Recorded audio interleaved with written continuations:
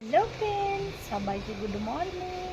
অনেক সকাল সকাল ছেলে উঠে পড়েছে, সেই জন্য ছেলেকে খাইয়ে দাইয়ে বাপির কাছে রেখে একটু চলে গেছিলাম বাজারে। অনেকগুলো জিনিস নেওয়ার ছিল।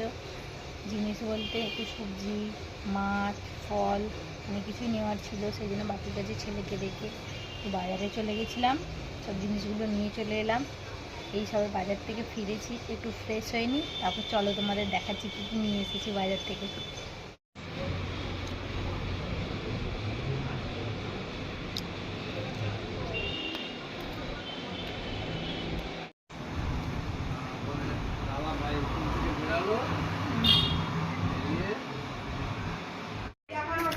কি কি বাজার এনেছি দেখাই একটু।